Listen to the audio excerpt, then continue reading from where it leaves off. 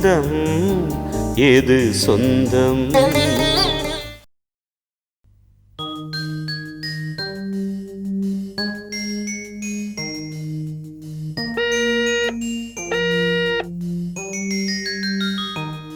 Hello, யாரு? பரணியா? ஓ, still படுக்கிற பரணியா? உள்ள வர சொல்லு.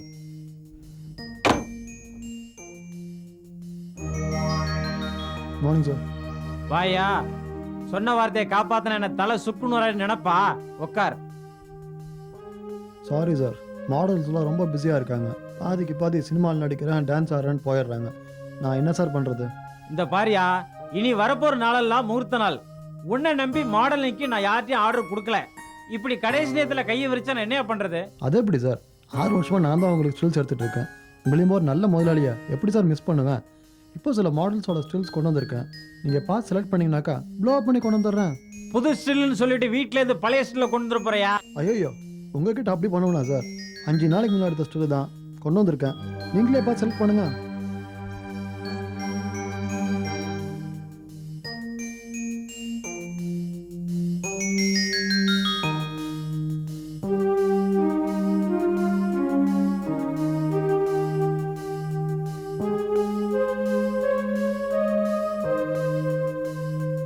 இது நல்லா அழகா இருக்கு, ஹோம்லியா இருக்கு. யாரியா அது? இது யாருன்னு கேட்டா ஏன் இப்படி முழிக்கிற? சாரி சார், நீங்கள் டக்குன்னு கேட்கவும் திணறிட்டேன். இந்த பொண்ணு பேர் ஜெயபிரசனா, கேரளா மாடல். இதுவே நல்லா இருக்கியா? இதுவே பெருசா ப்ளோ பண்ணி பிரிண்ட் போட்டு. பிரிண்ட் நல்லா இருக்கணும், கெடுத்துறாத. சார், ஏதாச்சும் கொஞ்சம் அட்வான்ஸ் கொடுத்தீங்கன்னா நல்லாயிருக்கும். அட்வான்ஸ் இல்லையா? ஒத்த பணமே தர, வாங்கிட்டு போ.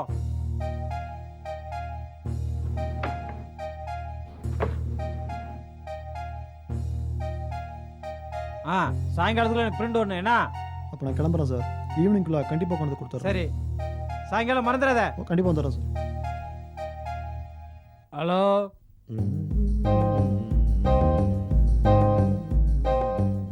பாலா, என் ஒர்க்கெல்லாம் இன்னைக்கே முடிஞ்சு போச்சுப்பா. இன்னைக்கு நைட்டே நான் ஸ்டேட்ஸ்க்கு கிளம்புறேன். Happy journey. தேங்க்யூ. வருஷா பத்தி என்ன முடிவு எடுத்தீங்க? நாம் என்ன எடுக்கிறது? அவளே நல்ல முடிவு எடுத்ததுக்கப்புறம் நாம் என்ன பண்ண முடியும்? என்னோட ஷூட்டிங் நடந்துக்கிட்டு இருந்தது இல்லை, அங்கே வருஷா வந்தா. நான் எவ்வளோ பேசணுமோ அவ்வளோ பேசி பார்த்துட்டேன். இங்கே பாரு, அவள் அந்த கௌரி சங்கரை கல்யாணம் பண்ணிக்கிட்டு சந்தோஷமாக கணவன் குழந்தை குட்டின்னு வாழணும்னு ஆசைப்பட்றான். எனக்கு படிப்பே வேண்டாங்கள்னு ஒரேடியாக சொல்லிட்டேன். ரொம்ப தெளிவாக சொல்லிட்டாப்பா. நான் என்ன பண்ணுறது சொல்லு? அவளோட முடிவில் அவள் உறுதியா இருக்கான்னு சொல்லு. அண்ணா, அவ அப்படித்தான் சொல்லுவா. நாம அதுக்கெல்லாம் இடம் கொடுக்க கூடாது. அவளுக்கு இப்போ படிப்பு தான் முக்கியம். மது, உனக்கு எத்தனை தடவை சொன்னாலும் புரிய மாட்டேங்குதுமா. அவ MBA படிச்சுட்டு வேலைக்கா போறா, கோடீஸ்வரன் வீட்டுக்கு மருமகளா போறா. அதை ஞாபகம் வச்சுக்க. வருஷா உங்களுக்கு ஒரே பொண்ணு, அவளுக்கு என்ன குறை? அவ இஷ்டத்துக்கு விட்டுருங்களேன். அவளை போட்டு ஒரேடியா டிஸ்டர்ப் பண்ணக்கூடாது. என்னண்ணா, நீயும் அவரை போலவே புரியாம பேசிக்கிட்டு இருக்க. ஒரு பொண்ணுக்கு படிப்பு எவ்வளவு முக்கியம்னு உங்களுக்கு தெரியாதா? நீ சொல்றது என்னவோ பொதுவான கருத்துப்படி உண்மைதான். பட் நம்ம வருஷா வந்து புத்திசாலியான பொண்ணு.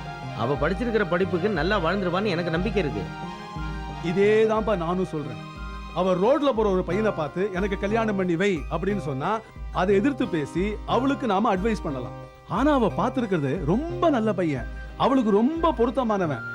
நானே ஒரு மாப்பிளைய பார்த்திருந்தா கூட இந்த மாதிரி ஒரு நல்ல பையனா பார்த்திருப்பேனான்னு எனக்கே சந்தேகம். இந்த பர்மது, இனிமேல் வருஷாவை பத்தின கவலையே உனக்கு வேண்டாம். அவகிட்ட உன் பிடிவாதத்தை காட்டாத. அவர் வீட்லயே அவளை விட்டுரு. இவ்வளவு தூரம் நீங்க சொல்லியே கேட்கலன்னா நான் என்ன பண்ண முடியும்? ஆனா ஒண்ணு, அவ உங்க கூட அமெரிக்கா வருவான்னு எனக்கு தோணுது. அதனால அந்த MBA சீட்டை மிஸ் பண்ணிடாதீங்க. ஓகே மது, அந்த MBA சீட்டு எப்பவுமே இருக்கும். அவ எப்போவாவது மனசு மாறி அமெரிக்காவுக்கு வரணும்னு ஆசைப்பட்டா நீ இமிடியேட்டா எனக்கு போன் பண்ணு, நானே வந்து கூட்டு போறேன். நான் அவகிட்ட மாமா வந்திருக்காருன்னு சொன்னேன். உடனே விழுந்தடிச்சு ஓடி வந்தா. அப்பவே எனக்கு தெரியும் அவ உங்க கூட அமெரிக்கா வர போறது இல்லைன்னு. இந்த கௌரி சங்கரை பத்தி புகழ்ந்து தள்ளி இருப்பாள. புகழ்ந்து தள்ளினாளா? அவன் ஜாதகத்தை அப்படியே என்கிட்ட ஒப்பிச்சுட்டா. அந்த கௌரி சங்கர்கிட்ட பேசுறதுக்கு எனக்கு தான்ப்பா டைம் இல்லை. ஆனா அவனை எப்படி என்கிட்ட போன்ல பேச வைக்கிறேன்னு சொல்லியிருக்கா. நீங்க பேசிக்கிட்டு இருங்க, நான் டிஃபன் ரெடி பண்ணிடுறேன். மா, கொஞ்சம் சீக்கிரமா வாமா, பசிக்குது, லேட் ஆயிட 10 போகுது. நிமிஷத்துல ரெடி பண்ணிடுறேன். உட்காருப்பா.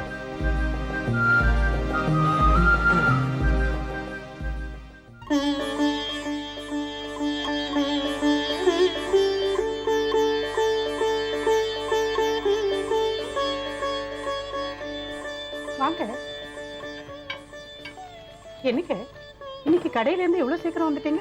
சந்தோஷமான விஷயம் ஜானகி. திருச்சியிலேருந்து குமாரசாமி பிள்ளை ஃபோன் பண்ணார். ஃபோட்டோவை பார்த்து தான் மாப்பிள்ளைக்கு நம்ம வித்யாவை ரொம்ப பிடிச்சி போச்சான்.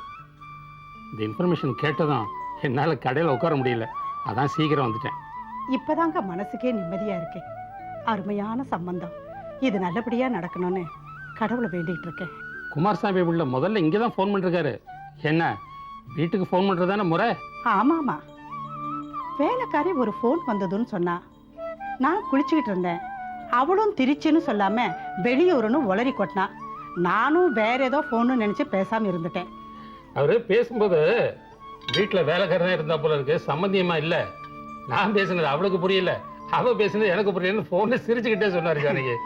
ஏங்க, மாப்பிள்ளைக்கு பொண்ணு பிடிச்சி போச்சு. உடனே நிச்சயதார்த்தத்துக்கு ஏற்பாடு பண்ண வேண்டியது தானே? சம்பந்திகிட்ட சொல்லி ஒரு நல்ல முகூர்த்த நாளாக பார்த்து நாள் குறிக்க சொல்லுங்க. நான் கூட ஃபோனில் இந்த இன்ஃபர்மேஷனை கேட்டு நான் அதுதான் அவர்கிட்ட சொன்னேன். அதுக்கு என்னடான்னா, அவர் நீங்களே ஜோசியரை பார்த்து டேட்டா ஃபிக்ஸ் பண்ணிடுங்க, நாங்கள் என்ன 2 நாளில் மெட்ராஸ் வரோம்னு சொல்லிட்டாரு. அப்படியே உட்காந்துட்டு இருக்கீங்க, வாங்க போய் ஜோசியரை பார்த்துட்டு வருவோம். அவசரப்படாதம்மா, அவ்வளோ சீக்கிரம் ஜோசியரை பார்த்துட முடியுமா? ஃபோனில் அப்பாயின்மெண்ட்டை ஃபிக்ஸ் பண்ணிட்டுல போய் அவரை பார்க்கணும். ஏங்க, மாப்பிள்ளை எப்போ மெட்ராஸ்க்கு வராரா? நிச்சயதார்த்த இன்ஃபர்மேஷனை தகவலை சொன்னதுக்கப்புறம் கேட்கலான்ட்டு இருந்தேன். இந்த மாதத்தில் அவருக்கு ஏதோ எக்ஸாம் வேறு இருக்குன்னு சொன்னார். பரீட்சை முடிஞ்சிருச்சுன்னா லீவு கிடைக்குமே. ஏதோ 10 days மட்டும்தான் லீவு கொடுப்பாங்களாம். அந்த லீவில் தான் இங்கே வரேன்னு இருக்காரு. என்ன யோசிக்கிற? கல்யாணத்தையும் உடனே நடத்திடலாமான்னு யோசனை பண்ணுறேன். மாப்பிள்ளையும் 10 நாள் லீவில் வராருன்னு சொல்கிறீங்க. நிச்சயதார்த்தத்தையும் கல்யாணத்தையும் ஒன்றா நடத்திடலாம். ஜானகி, நான் என் பொண்ணு கல்யாணத்தை அவசரமாக நடத்த தயாராக இல்லை. 6 மாதம் கழித்து நடந்தாலும் சரி, இந்த மெட்ராஸை ஆச்சரியப்படுற அளவுக்கு ஜாம் நடத்த போகிறேன் பாரு. அதுவும் சரிங்க. சரி, ஜோசியருக்கு ஃபோன் பண்ணிவிட்டு அப்படி போயிட்டு வந்துடுங்க.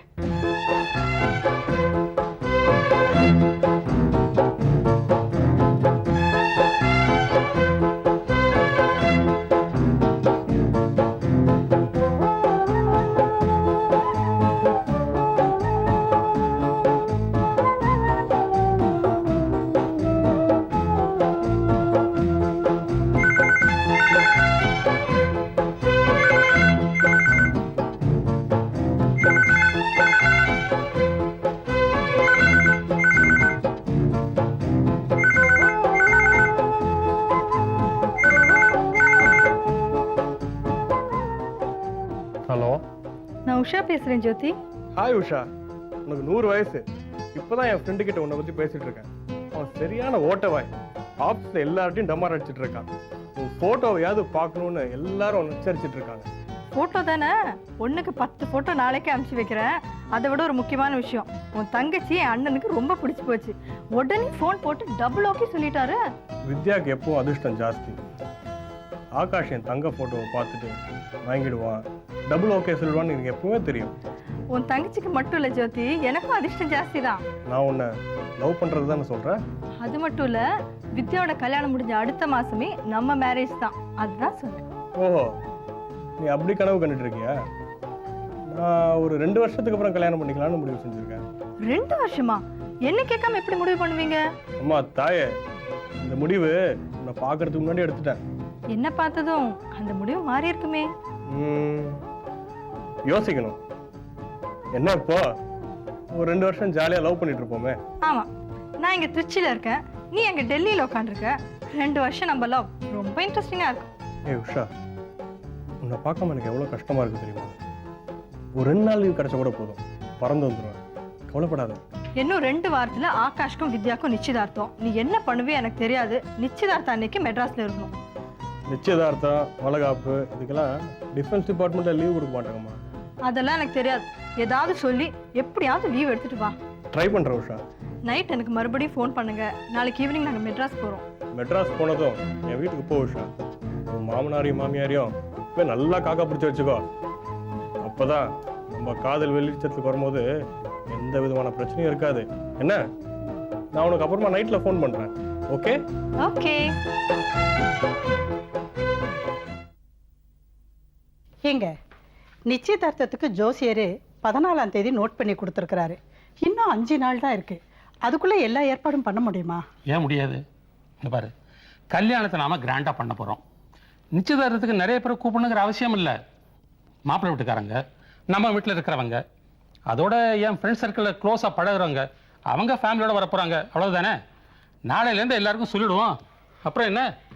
என் தம்பியை யாராவது ஒருத்தர் நேரில் போய் பார்த்து கூப்பிட்டுட்டு வரணும். என்னது, நேரம் போய் கூப்பிடணுமா? நான் எனக்கு விஷயத்தையே சொல்ல வேணான்னு இருக்கேன். அவன் அன்றைக்கி பேசிட்டு போன பேச்சிலேருந்து உன் உறவே வேண்டாம்ப்பான்னு வெட்டி விட்டுலான்னு இருந்தேன். இருந்தாலும் மனசை கேட்கல. இந்த பாரு, நாம போய் ஒன்று அவனை கூப்பிட வேண்டாம், அவனா வந்தா வரட்டும். நிச்சயதார்த்தத்துக்கு கூப்பிடலனாலும் கல்யாணத்துக்காவது கூப்பிடணுமா வேணாமா? ஜானகி, அது அப்புறமா நடக்க போகிற சமாச்சாரம். அதுக்கு இப்போ என்னம்மா அவசரம்? இதை பாருங்க, எங்கள் சைட்ல இருந்து குறைஞ்சது ஒரு 1000 பேராவது வருவாங்க. எங்கள் பரம்பரையில் இதுவரையிலும் எந்த கல்யாணமும் சாதாரணமாக நடந்ததே இல்லை. நம்ம கல்யாணமே எப்படி நடந்ததுன்னு உங்களுக்கு நல்லா தெரியும். எங்கள் சொந்தக்காரங்களுக்கு ஒரு சின்ன குறை இருந்தால் கூட விட்டு கொடுக்க மாட்டாங்க. ஆமாம்மா, உங்கள் கும்பல் ஆதிவாசி கும்பல் தான் நல்லா தெரியுமே. சந்தர்ப்பம் கிடைக்கும் போதெல்லாம் எங்கள் சொந்தக்காரங்களை குத்தி காட்டலைன்னா உங்களுக்கு தூக்கம் வராதே. நம்ம பொண்ணுக்கு என்னென்ன செய்யணும்னு ஒரு லிஸ்ட் தயார் பண்ணணும். பகலில் சும்மா தானே இருக்க, இருந்து அமைதியாக பொறுமையாக லிஸ்ட் எடுத்துரு. என்னென்ன செய்யணும்னு நீங்கள் சொன்னால் தானே லிஸ்ட் எடுக்க முடியும். இந்த பாரு ஜானகி, ஆண்டவன் புண்ணியத்தில் நம்மக்கிட்ட காசு கொட்டி கிடக்கு. வித்யா போகிற இடமும் சாதாரண இடம் இல்லை, மகாலட்சுமி குடியிருக்கிற இடம். அது மட்டும் இல்லை, அவங்க வீட்லேயும் பொண்ணுக்கு அது போடு இது போடுன்னு யாரும் கேட்க போகிறதில்ல. அதனால் உன் மகளுக்கு நீ எது செய்யணும்னு நினைக்கிறியோ தாராளமாக செய். யார் கேட்க போகிறாங்க? எங்கம்மா எனக்கு செஞ்சதை விட 10 மடங்கு அதிகமாக நான் என் பொண்ணுக்கு செய்யணுங்க. என்ன சிரிக்கிறீங்க?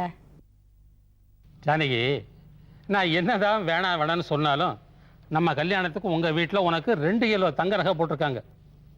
இப்போ ஓம் பொண்ணுக்கு 10 மடங்கு போடணும்னா 20 கிலோ தங்க நகை போட்டாகணும். ஆண்டவன் புண்ணியத்தில் நம்மளால் போட முடியும், போட்டுடலாம். ஆனால் வித்யா இவ்வளோ நகையை வச்சுக்கிட்டு என்ன செய்ய போகிறா? நகை கடையாக வைக்க போகிறா? அதுக்காக நம்ம ஒரு 5 கிலோவாவது போட வேணாமா? அவங்க கேட்கலனாலும் நம்ம குடும்ப கௌரவம்னு ஒன்று இருக்கே. அது மட்டும் இல்லை, எங்கள் குடும்பத்தில் வைரம் இல்லாமல் இதுவரையிலும் எந்த கல்யாணமும் நடந்தது இல்லை. தாயே, உன் மகளுக்கு நீ என்ன போடணும்னு ஆசைப்படுறியோ தாராளமாக செய். யார் ஒன்று என்ன கேட்க போகிறாங்க? நான் செய்ய வேண்டியதெல்லாம் செய்கிறேங்க. தனிப்பட்ட முறையில் நீங்கள் என்ன செய்ய போகிறீங்க? ஜானகி, நீ வேற நான் வேறையா? நீங்கள் என்ன செய்ய போகிறீங்க அதை சொல்லுங்க. ஜானகி, வேளச்சேரியில் இப்போ ஒரு பங்களா கட்டிகிட்டு இருக்கேன்ல, ஆமாம், அதை வித்யாவுக்கு கொடுக்க போகிறேன். கொடுத்துருங்க. அது மட்டும் இல்லை, வித்யாவுக்கும் மாப்பிள்ளைக்கும் ஆளுக்கு ஒரு கார் பிரசன்ட் பண்ண போகிறேன். கேட்கறதுக்கே ரொம்ப சந்தோஷமாக இருக்குங்க. இதை பாருங்க, நம்ம குடும்பத்தில் நடக்க போகிற முதல் கல்யாணம் ஜாம் ஜாம்னு நடந்ததுன்னு எல்லாரும் சொல்லணும். ஓகே, பிரமாதமாக நடத்திடுவோம். எல்லாரும் மூக்கில் விரல் வைக்கிற மாதிரி பண்ணிடுவோம். அது போருங்க எனக்கு.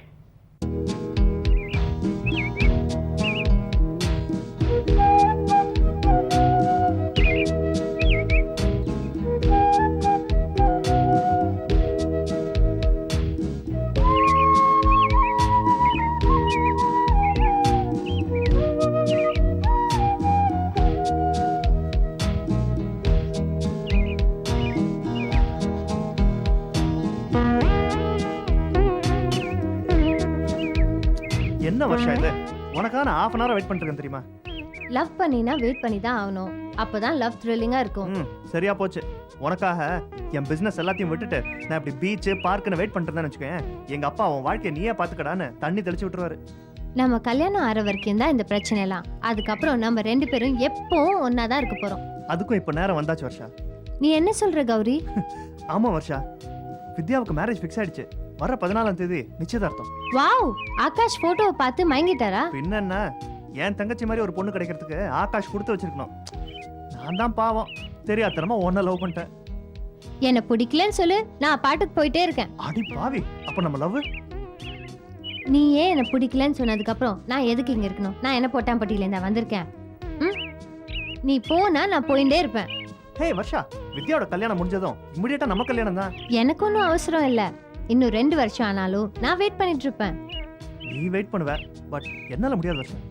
அதெல்லாம் எனக்கு தெரியாது. எனக்கு உடனே வித்யாவை பார்த்து கங்க்ராச்சுலேட் பண்ணோம். ஏன்னா உன் வீட்டில் ட்ராப் பண்ணு. என்ன அவ்வளோ அவசரம்? இந்த அட்மாஸ்பியர் எவ்வளோ பியூட்டிஃபுல்லாக இருக்கு தெரியுமா? நீயும் தான் பியூட்டிஃபுல்லாக இருக்க. கொஞ்ச நேரம் வந்துட்டு பேசிட்டு போகலாமே. ஐயோ எனக்கு வித்யா உடனே பார்க்கலனா என் தலையே வெடிச்சிடும். ஏய். வாங்க போலாம். ஓகே ஓகே அட் யுவர் வாங்க. Service come.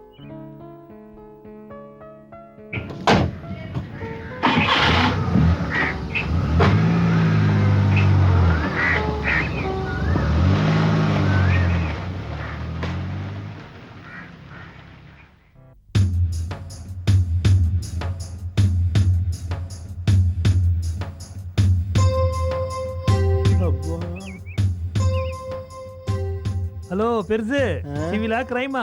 எந்த வெங்காயமா இருந்தா உனக்கு என்னையா? என் தலையெழுத்து இப்படி ஜெயிலுக்கு வர வேண்டியதா போச்சு. ஆண்டவா, தெரு தெருவா பிச்சை எடுத்தாலும் பரவாயில்ல, மறுபடியும் இந்த ஜெயிலுக்குள்ள கூட்டிட்டு வந்துடாதப்பா. யோ, என் வாழ்க்கையிலேயே பறக்கிற மூட்டை பூச்சி இந்த ஜெயிலுக்குள்ளதாயா பார்த்தேன். வந்துட்டே இல்ல, இனிமே அந்த ஆண்டவனாலே உன் தலையெழுத்த மாத்த முடியாது. சந்தோஷமா போயிட்டு வா. 1-2 தடவை வந்தினா எல்லாம் பழகி போயிடும். அடுத்த தடவை ரிலீஸ் ஆகி வரும்போது ஒரு கார் வந்து நிற்கும், ஒரு கூட்டமே தலைவர் வாழ்கன்னு கத்திக்கிட்டு நிற்கும். அடப்பாவி, ஜெயில இருந்து வந்த உடனே ஒரு நல்ல வார்த்தை சொல்றியா?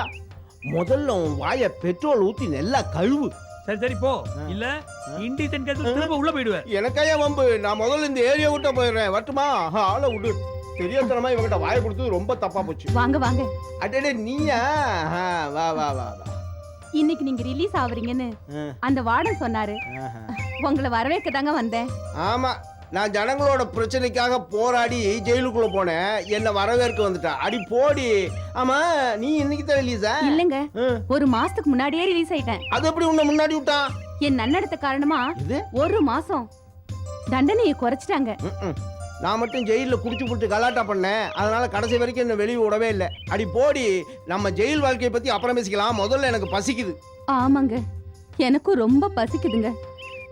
நல்ல சாப்பாடு சாப்பிட்டு எத்தனை நாளாச்சு. நாம ஊருக்கெல்லாம் சோறு போட்டோம், கடைசியில நமக்கு சோறு போட யாருமே இல்லைங்களே. இப்போ வருத்தப்பட்ட என்னடி பிரயோஜனம்? பணம் பணம்னு பேயா அலைஞ்ச ஆண்டவனா பார்த்து இப்படி பரதேசியா அலைய விட்டான். சரி, அதை விடு. ஜெயிலேருந்து வரும்போது செலவுக்கு ஏதாவது காசு கொடுத்தான். அதை வச்சுக்கிட்டு நல்ல ஹோட்டலாக பார்த்து முதல்ல வயிறார சாப்பிடுவோம். இந்த மெட்ராஸே நமக்கு வேண்டாம். பேசாம நம்ம ஊருக்கு போய் சேருவோம். ஊருக்கா? ஏன்? அங்க போனா உத வாங்கிட்டு தான் வருவோம். இது நம்மள உதைக்கிறவன் யாருடி? ஊரு ஜனமே சேர்ந்து உதைக்கும். அங்க உத வாங்கிட்டு தான் நான் இங்க வந்தேன். நம்ம மருமக ஊமச்சிருக்காளே, அவளை அந்த சிலை செதுக்குற சிற்பி மறுபடியும் வந்து கூட்டிட்டு போயிட்டானா. அது மட்டும் இல்லைங்க, கல்யாணம் பண்ணிக்கிட்டு 2 பேரும் சந்தோஷமா வேற இருக்காங்களாம். அது கேட்டதுல இருந்து என் வயிறே பத்திக்கிட்டு எரியுது. படுபாவி, நம்ம பையன் சம்பாதிச்ச சொத்துக்கு ஆசைப்பட்டு நம்ம 2 பேரும் ஜெயிலுக்கு அமிச்சிட்டா. என் மனசு பொறுக்காம ஊர்ல இத பத்தி 4 வார்த்தை கத்துனங்க. ஊர் ஜனங்கெல்லாம் ஒண்ணு சேர்ந்து என்ன அடிச்சு விரட்டிட்டாங்க. ஆனா ஒரு விஷயம் மட்டும் எனக்கு புரியலைங்க. என்னது? அன்னைக்கு நம்ம வசந்தி தோர்த்துனதும் இந்த ஜனங்க தான், இன்னைக்கு நம்மள தோர்த்துனதும் இந்த ஜனங்க தான். அது ஏங்க? அது தாண்டி நம்ம நாட்டு ஜனங்க. சரி, அதை விடுறி. முதல்ல அடுத்த வேலை சோத்துக்கு என்ன வழின்னு பார்ப்போம். கிளம்பு. தேங்க்யூ.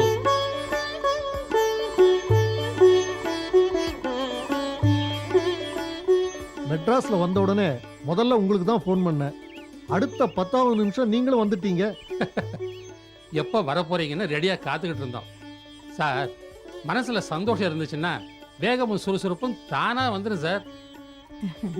மாப்பிள்ளைக்கு பொண்ணு பிடிச்சிருக்குன்னு சொன்ன உடனே கல்யாணமே நடந்துட்ட மாதிரி மனசுல ஒரு சந்தோஷம். எனக்கும் அதே சந்தோஷம் தான். ஆகாஷ் நீங்க பார்த்த பொண்ணை நான் மறுக்க போறதில்லன்ட்டான். ஆனா படிப்பு முடிகிற வரைக்கும் என்ன தொந்தரவு பண்ணாதீங்கப்பான்னு ஒட்டுதல் இல்லாம பேசிட்டான். வித்யாவோட போட்டோ பார்த்தது தான் தாமதம். நீங்க நிச்சயதார்த்தத்தை நடத்திடலாம்பான்னு எனக்கு போன் அடிச்சுட்டான். அவனுக்கு ஏதோ எக்ஸாம் இருக்கான். ஜோசியரை பார்த்து நாளை குறிச்சிட்டான். வர 16ஆம் தேதி நல்ல நாள் இருக்குன்னு சொல்றாரு. ஓகேன்னா நிச்சயதார்த்தத்தை அன்னைக்கே வச்சுக்கிடுவோம். தாராளமா வச்சுக்கலாம். என் குடும்பத்துல நடக்கிற முதல் கல்யாணம் ரொம்ப கிராண்டா நடத்தணும்னு ஆசைப்படுறேன். சார், மெட்ராஸிலே இந்த மாதிரி கல்யாணம் இதுக்கு முன்னால நடக்கலைங்கிற அளவுக்கு கல்யாணத்தை செலிப்ரேட் பண்ணிடுவோம். மெட்ராஸில் கல்யாணத்தை முடிச்சுட்டு ட்ரிச்சியில் ரிசப்ஷனை வச்சுட்டா போச்சு. நிச்சயதார்த்தம் அன்னைக்கு முகூர்த்த தேதியை ஃபிக்ஸ் பண்ணிடலாம். என்ன உஷா, நீ ஒன்னும் சொல்ல மாட்டேங்கிற?